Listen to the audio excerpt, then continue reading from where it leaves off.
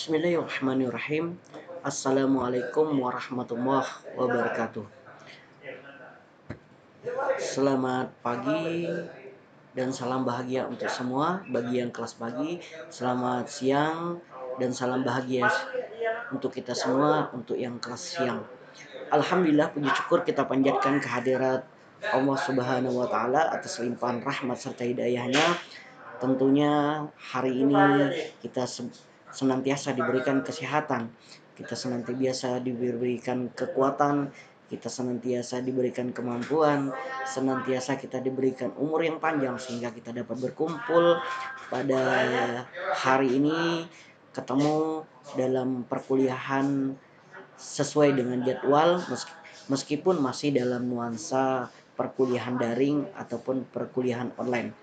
Dalam kesempatan ini Bapak pengen menjelaskan tentang bimbingan dan konseling, ya, tentang pengertian bimbingan dan konseling. Sering dikenal dengan guidance and counseling dalam bahasa Inggrisnya. Ya, dalam kesempatan pertemuan di awal-awal semester ini, ya tentunya Bapak berbicara tentang dasar, tentang pengertian, ya, agar pemahaman di awal dapat menjadi landasan untuk pemahaman-pemahaman berikutnya. Guidance and counseling ini berasal dari bahasa Inggris, ya, yang terdiri dari dua kata, guidance and counseling. Akan tetapi sebelum menjelaskan tentang bimbingan dan konseling, guidance and counseling, Bapak pengen berbagi kepada teman-teman yang ada di dalam grup ini, yang menyaksikan video ini, terkait dengan sesuatu yang pengen Bapak sampaikan, pengen Bapak bagi melalui video berikut ini. Semoga, ya, kita dapat memahami dari makna apa yang disampaikan dari video ini. Bentar.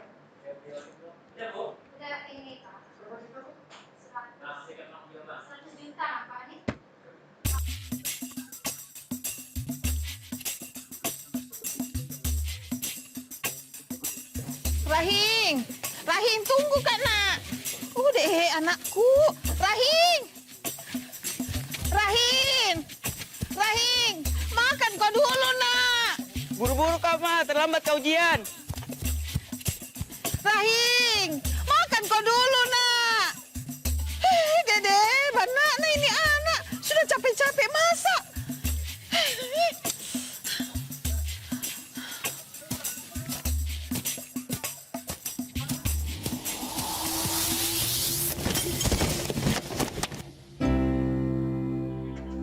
Selamat datang, selamat bergabung. Kalian adalah siswa-siswi terbaik, siswa-siswi pilihan di sekolah kalian masing-masing untuk mengikuti tes psikologi calon penerima beasiswa. Di sini kami menyiapkan 2 soal, yang mana soal itu masing-masing dikerjakan dengan durasi 30 menit. Ibu, kalau soal yang ini pasti Rahim yang paling jago, karena soal matematika saja yang paling susah, cepat sekali dia jawab. Apalagi ini cuma 2 soal, Ji. Meskipun begitu, ini dikerjakan dengan durasi 30 menit. Kalian siap? Siap. Nah, sekarang siapkan kertasnya masing-masing. Kita mulai dengan soal nomor 1.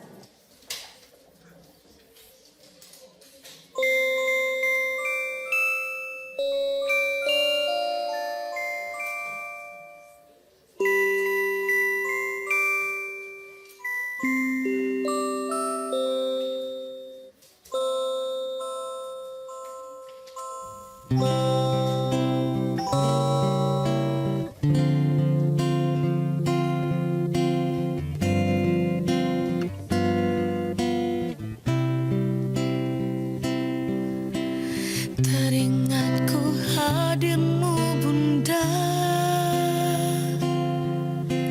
menjakanku di kecil dulu. Nak, kalau mau kita pergi ujian, usahakan jangan seperti ini pakaian tak nak dikasih masuk nak. Kenapa Kima? Kan saya Jito, Salma juga, jangan mikir urusi gayaku. Bukan begitu, mama mau lihat baik, ayah jadi baik, pas seperti ini. Kita mentong main sekali kita urusi di, udah tau deh.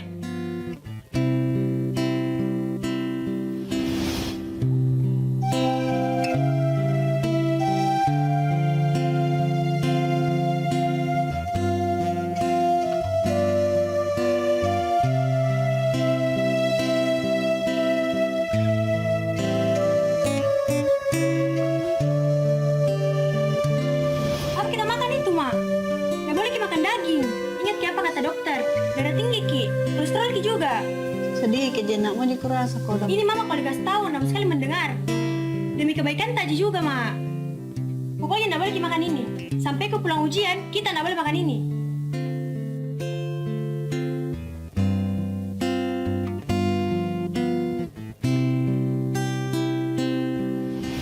Sujud ampunkanlah dosaku, melukai hatimu bunda.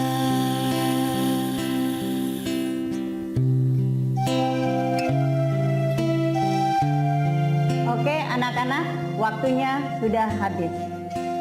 Sekarang kita pindah ke soal yang kedua.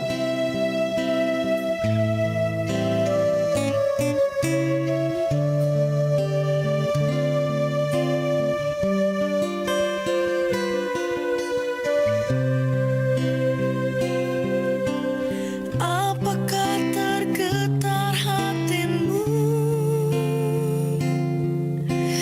Di sini anakmu terjatuh.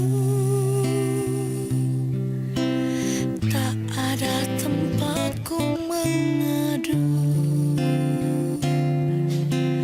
Tangisku dalam sendiriku.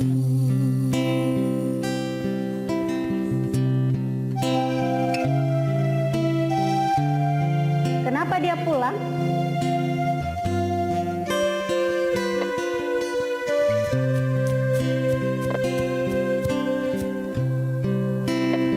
Mak.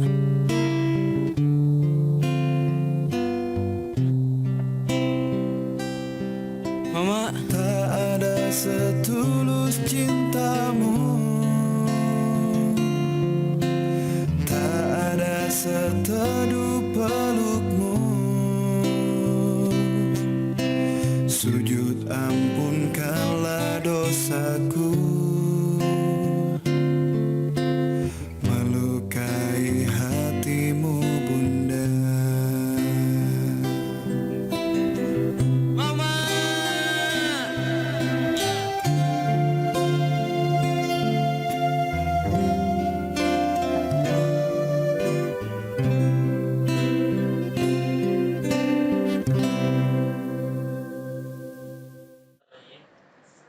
Baik, demikianlah video yang telah Bapak saksikan. Ya, mudah-mudahan memberi inspirasi bagi kita semua untuk mengenang jasa seorang pahlawan yang betul-betul tanpa tanda jasa, yang betul-betul memberikan sesuatu yang luar biasa dalam kehidupan kita. Ya, mari kita sejenak berdoa kepada ibu kita. Mudah-mudahan apabila beliau masih ada di dunia ini, semoga senantiasa diberikan kesehatan, senantiasa diberikan kemudahan, kebahagiaan, agar kita selalu berupaya untuk membanggakan beliau yang telah membesarkan kita.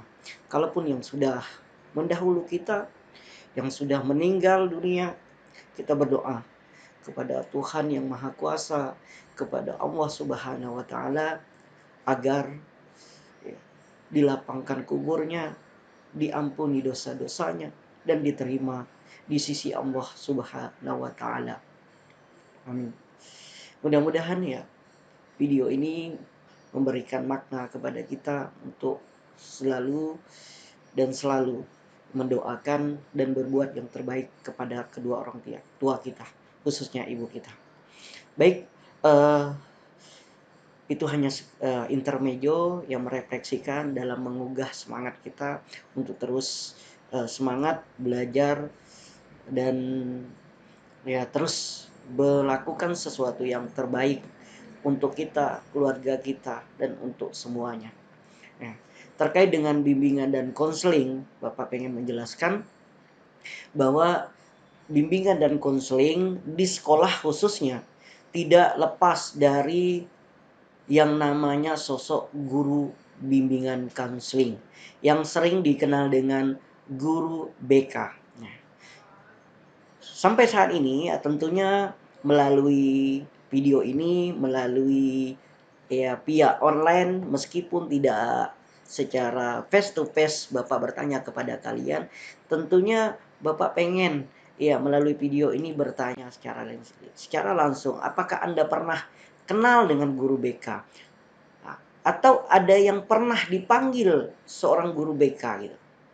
Pasti di benak kalian, oh guru BK seperti ini, guru BK seperti ini. Bahkan ada yang tidak kenal guru BK. Mungkin di sekolahnya tidak ada guru BK-nya. Nah, di sini saya bertanya, kalau seandainya ada di sekolahnya, ada yang pernah dipanggil guru BK gitu. Ketika dipanggil, kira-kira apa masalahnya? Apakah bajunya kurang rapi, rambut gondrong, atau melakukan pelanggaran-pelanggaran yang lain? Ya, seperti ini misalnya. Nah, loncat pagar, bolos ya di sekolah. Ya ketika mau loncat pagar, pas di depannya ada gurunya gitu, guru BK lagi. Ada yang pernah nih? Ya mudah-mudahan ya, tidak satu orang di dalam kelas ini. Terus apakah masalahnya seperti ini nih? Ketahuan ngerokok di kantin, sembunyi-sembunyi, ya di kolong-kolong kantin nggak ketahuan, terus dipanggil ke ruang BK, dipanggil guru ya oleh guru BK gitu misalnya, atau dipanggil wakasiswaan, dihukum keliling kelas dengan hukuman merokok dengan jumlah rokok yang sangat banyak. Itu saya pernah dulu punya teman ya ketahuan merokok yang luar biasa sekali gitu, dihukum keliling kelas ya, dibuat digantungin. Ya mudah-mudahan nggak kejadian di Anda gitu. Jadi teman digantung saya perokok hebat, digantungin ya kayak name tag gitu. Saya perokok hebat, saya raja rokok dan sebagainya. Nah, ini dipanggil nih keliling kelas memperkenalkan diri. Ya, membuka aibnya gitu. Ya itu dulu. Ya, mudah-mudahan nggak kejadian saat ini gitu. Bahkan dulu ya pernah kejadian karena saya bergabung dengan dengan keluarga, dengan abang-abang yang sudah bekerja, ternyata dia salah simpan dari dalam tas saya rokok, ya 1 bungkus rokok gitu. Tapi setelah saya cek ketika mau ngambil pulpen ada rokoknya. Oh itu gemetaran saya. Karena dulu kan ada razia gitu, ada hari-harinya tiba-tiba ada razia. Kalau ketahuan bawa rokok, habis. Itu saya berupaya bagaimana caranya dengan ketakutan, dengan segala apa untuk membuang rokok itu gitu. Jadi lucunya ketika pulang ke rumah ya dicek si abang ini nanya, saya kemarin nyimpan rokok, cuma lupa katanya di mana. Padahal di dalam hati saya udah saya buang. Ya karena ketakutan. Dulu ya saking takutnya gitu. Nah, padahal bukan punya saya. Ya tentunya ini permasalahan ini problem gitu. Atau yang ya biasanya punya beranggapan begini nih. Berbagai macam masalah itu sering diidentikan dengan guru BK. Nah ini yang kadang-kadang ngerokok di WC gitu. Ya karena ngerokok di WC kapok, ngerokok di luar nggak masalah gitu. Ini ibarat salah satu hukuman name tag yang saya bilang tadi. Atau dipanggil guru BK karena sering ini nih. Pojok di kelas, berduaan, kemana-mana berdua gitu. Ke pasar berdua, sarapan berdua, ke kantin berdua, kemana-mana berdua. Nah ini biasa dipanggil juga. Nanti bahaya kalau terlalu berdua nanti datang orang ketiga gitu. Terus selanjutnya kadang-kadang punya mindset jadinya bahwa dipanggil ruang BK itu adalah mimpi terburuk bagi setiap siswa. Ini benar atau enggak? Kadang-kadang udah masuk ruang BK itu, apalagi dulu ditakutkan dengan buku kasus, catatan kasus gitu. Kalau udah masuk buku kasus sudah dicoreng seolah-olah tamatlah riwayatnya gitu. Bahkan ya di sini tulis mimpi buruk bagi setiap siswa gitu. Sementara makanya sebenarnya ini merupakan kebalikan dari mindset bimbingan dan konseling. Mungkin itu dulu ya. Tapi sekarang seolah dengan penjelasan yang nantinya akan saya jelaskan, Anda akan lebih menggali tentang pengertian bimbingan dan konseling, bahwa oh ternyata bimbingan konseling itu seperti ini ya. Jadi sehingga mindset terkait dengan mimpi buruknya adalah menjadi impian dan mimpi baik siswa. Ya, ketika berhadapan dengan guru BK, dia akan lebih fresh, lebih gembira, lebih bahagia. Ya, karena apa? Karena kebahagiaan itu ada di ruang bimbingan dan konseling. Apapun itu problemnya, mau Anda bermasalahkah atau pengen mengeluarkan inspirasinya, mengeluarkan unek-uneknya, sampaikan ke guru BK. Nah, baik, saya akan menjelaskan secara definisi bimbingan dan konseling itu. Bahwa tadi sudah dijelaskan, saya sudah sampaikan bahwa bimbingan dan konseling itu terdiri dari dua kata, bimbingan dan konseling, guidance and counseling. Secara etimologis, ya bimbingan itu ya sering dikenal dengan to guide, ya dari kata kerja gitu. Ya, to guide ataupun ya kalau dalam bahasa Inggrisnya guidance, yang mempunyai arti menunjukkan, menuntun, membimbing. Nah, itu guidance. Ya. Sesuai dengan istilahnya, maka secara umum bimbingan dapat diartikan sebagai suatu bantuan atau tuntunan. Nah, jadi bimbingan itu adalah suatu bantuan atau tuntunan. Nah, oleh karena itu ya mari kita diskusikan tentang bimbingan dan konseling sesungguhnya ya melalui mata kuliah ya ini gitu. Selanjutnya bahwa salah satu saya mengambil dan mengutip dari ahli di Indonesia yang juga sebagai pelopornya bimbingan dan konseling, salah satu ya pionernya bimbingan konseling di Indonesia yaitu Bapak Profesor Prayitno. Beliau ini kuliahnya sampai di Amerika tentang bimbingan dan konseling. Beliau mengadopsi dan membawa nilai-nilai bimbingan dan konseling ataupun ya ilmu bimbingan dan konseling di Indonesia gitu. Dan beliau menerapkan tentang mekanisme pelayan bimbingan dan konseling di Indonesia yang sering dikenal dengan pola 17+. Nanti kita akan belajar ke sana.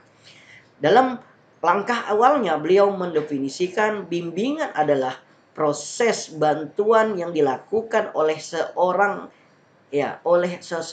ataupun orang yang ahli. Ya. Orang yang ahli di sini yaitu orang yang betul-betul memahami kompetensi terkait dengan bimbingan dan konseling. Sesuai dengan Permendiknas tahun 2008, ada 4 kompetensi sebagai seorang guru. Ya, termasuk guru bimbingan dan konseling. Di antaranya apabila dia dikatakan ahli, dia harus memahami 4 kompetensi. Kompetensi pedagogi, kompetensi kepribadian, kompetensi sosial, ataupun kompetensi profesional. Jadi keempat ini harus dimiliki, makanya dia dikatakan ahli. Ya, jadi ahli ini bukan sembarangan bantuan yang diberikan oleh orang yang ahli kepada seorang ya individu, baik anak-anak, remaja maupun dewasa, agar dibimbing dapat mengembangkan kemampuan dirinya. Ya, dan mandiri dengan memanfaatkan kekuatan individu dan sarana yang ada, sehingga dapat dikembangkan potensi tersebut berdasarkan norma, aturan, dan perundang-undangan yang berlaku. Jadi ini artinya adalah bimbingan itu bagaimana kemampuan seseorang yang memiliki keahlian dalam bimbingan dan konseling untuk mengembangkan kemampuan seseorang, baik itu anak-anak, remaja maupun dewasa. Agar apa? Agar mampu berkembang secara mandiri dengan mengembangkan kekuatan-kekuatan yang ada diri individu. Ya, mandiri itu sangat luas, teman-teman. Ya, mandiri itu sangat luas. Mandiri ya, mandiri dalam berperilaku, mandiri dalam bersikap, mandiri dalam mengambil keputusan, mandiri yang bertanggung jawab. Ya, itu sangat luas dan sangat dalam kalau dikaji. Jadi makanya perlu sosok seseorang, sosok pelaku pendidikan, yaitu guru bimbingan dan konseling yang harus memahami konteksnya lebih real dalam meningkatkan dan mengembangkan kekuatan-kekuatan yang ada individu. Di dalam diri individu, di dalam diri kita itu terdapat potensi, terdapat kemampuan yang perlu kita kembangkan. Karena pada prinsipnya, pada hakikatnya, seseorang manusia itu dilahirkan memiliki kemampuan, potensi yang butuh bimbingan untuk dikembangkan, yang butuh pendampingan untuk dikembangkan ke arah yang lebih baik. Makanya jangan salah, oh Pak, saya tidak punya kemampuan untuk ini, saya tidak punya kekuatan untuk. Ingat, Allah menitipkan kekuatan. Allah menitipkan kekuatan di samping kelemahan kita. Allah menitipkan kelebihan di samping kekuatan, kekurangan kita. Makanya dalam hal ini, oleh karena itu perlu difasilitasi untuk dikembangkan ke arah yang lebih baik, khususnya berdasarkan norma-norma yang berlaku. Potensi-potensi yang ada di dalam diri manusia tentunya dikembangkan ke arah yang lebih baik, baik itu dalam sifat formal ataupun non formal, baik di bidang pendidikan ataupun di ekstrakurikuler. Sehingga dalam konteks ini bagaimana menjadikan siswa itu berkembang ke arah yang lebih baik, ke arah yang mandiri, agar bermanfaat bagi dirinya sendiri, bermanfaat bagi keluarganya, orang lain, bahkan bermanfaat bagi bangsa dan negara. Terus kata duanya tadi kan ada bimbingan, ada konseling. Konseling itu merupakan tadi ada guidance, ada konseling. Nah, sekarang kita berbicara konseling. Konseling itu merupakan suatu bantuan yang diberikan oleh seorang yang terlatih dengan baik, yang memiliki karakteristik tertentu gitu, yaitu kompetensi konselor. Kompetensi konselor hampir sama tadi dengan bimbingan. Kompetensi juga memiliki kompetensi, tapi dalam hal ini harus memiliki kompetensi secara spesifik, yaitu kompetensi konselor yang telah diatur undang-undang dalam Permendiknas nomor 20 tahun 2008 juga menjelaskan tentang kompetensi ini. Bantuan ini diberikan kepada individu, bisa satu orang, bisa lebih. Tentunya dalam yang mengalami masalah. Jadi seseorang yang mengalami masalah, baik satu orang, dua orang, ini mesti dibantu melalui apa? Melalui pelayanan konseling secara tatap muka, baik langsung maupun tidak langsung. Baik secara langsung itu face to face, ketemu. Anda ketemu saya, misalnya baik secara individu atau kelompok, kita melaksanakan konseling. Yang tidak seperti apa? Misalnya dengan mengikuti perkembangan teknologi sekarang kita bisa via online. Nah, itu secara tidak langsung. Misalnya atau sering sekarang dikenal dengan cyber counseling. Menggunakan IT teknologi. Karena kita tidak perlu juga biar tidak ketinggalan dengan perkembangan yang ada. Dengan memanfaatkan teknologi, kita dalam proses pembelajaran saja bisa online, konseling juga bisa online. Di mana ada proses interaksi, konseling di situ. Anda kliennya, saya sebagai konselor, bisa juga Anda sebagai konselor, siswa Anda sebagai para kliennya. Cara tatap muka, baik langsung maupun tidak langsung. Yang bertujuan agar tentunya orang yang kita bantu, individu yang kita bantu, dapat mengambil keputusan secara mandiri atas permasalahan yang dihadapinya. Baik masalah yang sifatnya psikologis, paham? Psikologis, sensitif, ibaratnya masalah kemampuan berpikir, pusing, masalah pribadi, putus cinta, yang sensitif sama teman, ya udah itu sulit berkomunikasi, masalah sosial ataupun masalah-masalah yang lain gitu. Ya, ataupun dengan sekarang ini ya luar biasa problema dengan situasi pandemi ini, masalah ekonomi, masalah lain ya banyak sekali gitu. Ya, ini luar biasa. Ya ini juga membutuhkan konselor, membutuhkan dunia lagi butuh kita sebagai seorang pembimbing, sebagai leader dalam membantu para klien yang mengalami dampak pandemi. Ya, intinya adalah tentunya kita tidak bisa mengeluh seperti apa yang saya sampaikan pada waktu video awal gitu. Ini dunia memang sudah berbicara ya sekarang ini gitu. Maksudnya dunia sudah membuka matanya, membuka kehidupan yang mau tidak mau kita harus menyesuaikan gitu. Karena intinya kehidupan ini kita ditakdirkan tidak hanya bertahan hidup, tapi berupaya untuk memenangkan kehidupan. Bagaimana cara memenangkan kehidupan? Ya kita harus mampu menyesuaikan diri, menguasai peradaban, menguasai perkembangan, ya sehingga kita mampu beradaptasi dan memenangkan kehidupan itu. Sekarang era pandemi, bagaimana kita harus mampu menyesuaikan diri? Misalnya ya seperti perkuliahan online, pembelajaran online, mau tidak mau. Ya, kemarin bisa saja kita bilang bahwa ya dengan alasan listrik tidak memadai, jaringan tidak memadai, kota sulit dijangkau karena keterbatasan ekonomi dan sebagainya. Tapi dunia sudah menuntut itu gitu. Bagaimana memecahkan masalahnya? Ya kita harus cari jalan keluar. Ya kita tidak boleh terkungkung dalam permasalahan ini seperti kata dalam tempurung. Kita harus keluar. Bagaimana solusinya? Bagaimana caranya? Ya untuk keluar dari berbagai problem. Disitulah kita bergerak maju ya untuk ya mengatasi problem kita sendiri. Ya.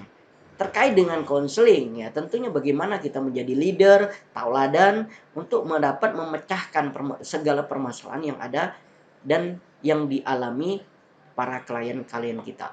Dalam intinya adalah bagaimana mengarahkan klien kita, individu, peserta didik, siswa ya sesuai dengan kemampuan dan potensinya sehingga penyesuaian diri dengan lingkungan. Intinya adalah penyesuaian di lingkungan, penyesuaian keadaan.